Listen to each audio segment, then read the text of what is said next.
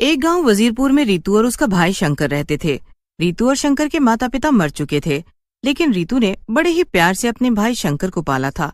रीतू कभी भी अपने भाई शंकर के बिना खाना तक नहीं खाती थी। एक दिन शंकर रीतू से बोलता है, रीतू, आज मैं थोड़ा लेट हो जाऊंगा, तू खाना खा लेना, मेरा इंतजार मत करना। शंकर की बात सुनकर रीतू उदास हो जाती है और बोलती है, कैसी बातें कर रहा है शंकर, तुझे पता है ना मैं तेरे बिना कभी रोटी नहीं खाती। तू जल्दी आ जाना, फिर हम दोनों भाई बहन साथ में बैठकर रोटी खाएंगे। रीतू की बात सुनकर शंकर को थोड़ा गुस्सा आ जाता है। बहन, अब ये क्या बात है? तुझे पता है ना मैं अब बड़ा हो गया हूँ, और फिर वैसे भी काम में देरी हो जाती है। तेरे भले के लिए ही कह रहा हूँ, जल्दी खा लिया कर, बाकी तेरी मर्जी। फिर शंकर वहां से अपने काम पर चला जाता है। शंकर के जाते ही पास में रहने वाली आशा ताई वहां आती हैं और बोलती हैं, रीतू बेटी, अब शंकर बड़ा हो रहा है, अब वो तेरे काबू में नहीं आएगा। तू थोड़ी आदत डाल ले उससे दूर रहने की, नहीं तो ऐसे ही परेशान होती रहेगी। आशा ताई की बात सुनकर रीतू बोलती है, ताई तुम कह तो ठीक रही हो, लेकिन मैं प्यार ही अपने भाई से इतना करती हूँ कि लगता है मैं उसके बिना नहीं रह पाऊंगी। खैर छोड़ो, मैं तुम्हारे लिए चाय बनाकर लाती हूँ। ऐसा कहकर रीतू वहां से चाय बनाने चली जाती है। उधर दूसरी तरफ शंकर काम से लौट रहा होता है। तभी उसका दोस्त चिंटू उसे मिलता है। चिंटू शंकर से बोलता है, अरे शंकर, आज मैंने और मेरे दोस्तों ने पार्टी रखी है, तू भी चलना, मजे करेंगे। अरे चिंटू, आना तो मैं भी चाहता था, लेकिन घर पर ऋतु मेरा इंतजार कर रही है। लेट हो जाऊंगा तो वो चिंता करेगी। तुम सब पार्टी करो, मैं फिर कभी आऊंगा। उसी समय उन दोनों का दोस्त पिंटू भी वहां आ जाता है और शंकर की बात सुन लेता है और बोलता है, क्या यार शंकर, तू कब बड़ा होगा रे? अब तो बड़ा हो जा, छोड़ दे बहन का पल्लू। पिंटू की बात सुनकर शंकर को शर्म आ जाती है और वो उन दोनों के साथ पार्टी में चला जाता है। पार्टी में लोग शराब पी रहे होते हैं। पिंटू और चिंटू शंकर को भी शराब पीने के लिए देते हैं, लेकिन शंकर बोलता है, नहीं नहीं, मैं शराब नहीं पीता, तुम सब भी मत पिया करो, इससे शरीर खराब होता है। तू भी यार कैसी बातें करता है। अरे आजकल तो सब शराब पीते हैं, तू भी पिया कर, नहीं तो जिएगा कैसे? अरे शंकर, एक बात बोलूं? हैं? तेरी बहन है बड़ी सुंदर, अगर तू मुझसे उसकी शादी करवा दे तो मजा आ जाएगा। चिंटू की बात पर वहां खड़े लोग हंसने लगते हैं। ये बात सुनकर शंकर को गुस्सा आ जाता है। बेशर्म, तुम सब लोग मुझे दोस्त कहते हो और मेरी बहन के बारे में ही गलत बात बोलते हो। अगर फिर से एक शब्द भी मेरी बहन के बारे में कहा तो मैं जान ले लूंगा तुम सभी की। शंकर की बात सुनकर वहां खड़े चिंटू के दोस्तों को भी गुस्सा आ जाता है और वो लोग शंकर को गुस्से में मारने लगते हैं। उनकी मार से शंकर बेहोश हो जाता है। ये देख चिंटू घबरा जाता है और उसके पास जाता है। अरे यार, मुझे लगता है ये मर गया है, इसकी नब्ज और सांसें नहीं चल रही हैं। सही कह रहा है चिंटू, ये सचमुच मर गया है। इससे पहले गांव वालों को इसके बारे में कुछ भी पता चले, हमें इसकी लाश को ठिकाने लगाना होगा। फिर चिंटू, पिंटू और उसके दोस्त सब मिलकर शंकर की लाश को एक कब्रिस्तान में गाड़ देते हैं और वहां से चले जाते हैं। ऋतु पूरी रात घर के बाहर बैठे बैठे शंकर का इंतजार कर रही होती है। अगली सुबह आशा ताई ऋतु को परेशान देखकर ऋतु के पास जाती हैं और बोलती हैं, अरे ऋतु बेटी, तू चिंता मत कर, शंकर कहीं आसपास ही गया होगा, आ जाएगा। दोस्तों के बीच बैठ जाते हैं जवान लड़के कई बार।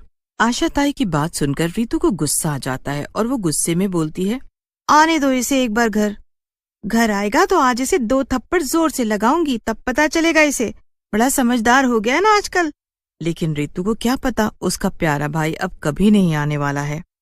इसके बाद दिन बीतने लगते हैं और शंकर नहीं आता। इस वजह से ऋतु भी परेशान और चिड़चिड़ी हो जाती है। रक्षाबंधन का दिन पास आने वाला होता है।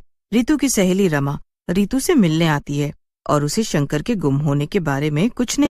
अरे ऋतु, इस बार कैसी राखी लाएगी तू रक्षाबंधन पर? जरूर सोने वाली राखी लाएगी ना। रमा की बात सुनकर रितु की आंखों में आंसू आ जाते हैं। ये देखकर रमा बोलती है, अरे रितु मेरी बहन रो मत, मैं तो मजाक कर रही थी, तुझे जो करना है वो कर, लेकिन रो मत, जैसी राखी लानी है ले आना बाबा। अरे नहीं पगली, मैं तेरी बात पर नहीं रो रही हूँ। फिर रितु शंकर के बारे में रमा को बताती है, जिसे सुनकर रमा कहती है, अरे ये तो बहुत बुरा हुआ, लेकिन एक बात कहूँ, शंकर तुझसे बहुत ज्यादा प्यार करता है, वो तुझे कभी छोड़कर नहीं जा सकता। मेरी बात मान तो तू उसे ढूंढ, उसके साथ कुछ तो गलत हुआ है। रमा की बात रितु को समझ में आ जाती है और वो शंकर को ढूंढने घर से निकल पड़ती है। काफी भटकने के बाद भी उसे शंकर के बारे में कुछ भी पता नहीं चलता। उस दिन रक्षाबंधन का दिन होता है। हे भगवान, मेरी कुछ मदद करो, मुझे शंकर के बारे में कुछ बताओ, मेरा प्यारा भाई किस हालत में कहाँ होगा, कुछ तो मदद करो भगवान। रमा थक हार कर एक मंदिर के बाहर बैठ जाती है। तभी वहाँ एक साधु बाबा आते हैं और रितु के पास आकर बोलते हैं, क्या हुआ बेटी, तुम ऐसे क्यों परेशान बैठी हो? मैं तुम्हारी कुछ मदद कर सकता हूँ क्या? साधु बाबा का स्वर और उनका तेज एकदम दिव्य था। उनकी आवाज सुनकर रमा उन्हें शंकर के बारे में सब बता देती है और बोलती है, कुछ करिए बाबा, मैं शंकर से बहुत प्यार करती हूँ, मेरे भाई के अलावा इस दुनिया में मेरा कोई नहीं है। रमा के अपने भाई के प्रति प्यार को देखकर साधु बाबा वहीं ध्यान लगाकर बैठ जाते हैं और थोड़ी देर बाद अपनी आंखें खोलते हैं और बोलते हैं, बेटी, तेरे गांव के पास वाले कब्रिस्तान में तेरे सारे सवालों का जवाब है। तू वहीं जा, वहीं से तुझे तेरे भाई के बारे में पता चलेगा। बस, इससे ज्यादा मैं तेरी कोई मदद नहीं कर सकता। बाबा, आपने मेरी इतनी मदद कर दी है, वही बहुत है। अब मैं कम से कम अपने भाई के बारे में जान तो पाऊंगी। फिर रमा जल्दी जल्दी कदम बढ़ाकर कब्रिस्तान की ओर जाती है। कब्रिस्तान में पहुंचते पहुंचते रात हो जाती है, लेकिन रमा शंकर की वजह से कुछ भी परवाह नहीं करती और कब्रिस्तान के अंदर घूमने लगती है। अरे ये कब्रिस्तान तो पूरा खाली पड़ा है, यहाँ तो कब्रों के अलावा कुछ भी नहीं है, लगता है बाबा ने मुझसे मजाक किया है। ऐसा सोचकर रमा कब्रिस्तान से जाने लगती है, लेकिन तभी उसे ठोकर लगती है और वो गिर जाती है। जहाँ पर वो गिरती है उसे एक हाथ दिखाई देता है जो कब्र से बाहर आ रहा होता है। ये हाथ तो शंकर का है। क्या हुआ मेरे भाई को? मेरे भाई के साथ क्या हुआ? कोई तो बताओ। रमा वहाँ बैठे हुए रोती रहती है। तभी उसे याद आता है कि आज तो राखी है। रमा अपनी राखी निकालती है। शंकर के कब्र से बाहर निकले हाथों पर वो राखी बांध देती है। मेरे भाई, मुझे माफ कर दे, मैं तेरा ख्याल नहीं रख पाई। मेरे प्यार में जरूर कोई कमी रह गई थी जो तू मुझे छोड़कर ऐसे चला गया। रमा वहाँ शंकर की कब्र के पास बैठी होती है कि तभी कब्र में हलचल होने लगती है और शंकर का भूत कब्र में से बाहर आ जाता है और रमा से बोलता है, मेरी बहन, तू चिंता मत कर, मैं तो यहाँ तेरा इंतजार कर रहा था। चाहता था एक बार तुझसे मिल लूं, फिर पता नहीं अगले जन्म में कहाँ हूँगा। फिर शंकर का भूत वहाँ से चला जाता है। चिंटू और पिंटू अपने घर पर बैठे होते हैं। अपने सामने शंकर का भूत देखकर उसके चेहरे पर हवाइयां उड़ने लगती हैं और वो जोर जोर से चिल्लाने लगता है।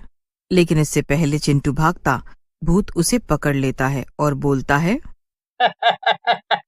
कहाँ भागेगा तू? आज मैं अपनी बहन से वादा करके आया हूँ। आज तो तुझे मेरे हाथों से भगवान भी नहीं बचा सकते तुझे। ऐसा कहकर भूत चिंटू को मार डालता है और पिंटू की तरफ बढ़ता है। ये देखकर पिंटू भी वहाँ से भागने की कोशिश करने लगता है, लेकिन शंकर उसे भी मार देता है। इस तरह से अपनी बहन के कहने पर एक भूत अपने दुश्मनों से बदला ले लेता है, फिर घर जाता है। तभी वहाँ ताई आ जाती है। मेरी बहन अब आपके हवाले, आप इसका ध्यान रखना। इसके लिए एक अच्छा लड़का देखकर शादी करवा देना। नहीं, मैं भी तुम्हारे साथ चलूंगी, मुझे अब नहीं जीना है। नहीं रितु, ऐसा नहीं कहते। अगर तुम खुश नहीं रहोगी तो मेरी आत्मा भी तड़पती रहेगी। ऐसा बोलकर शंकर गायब हो जाता है।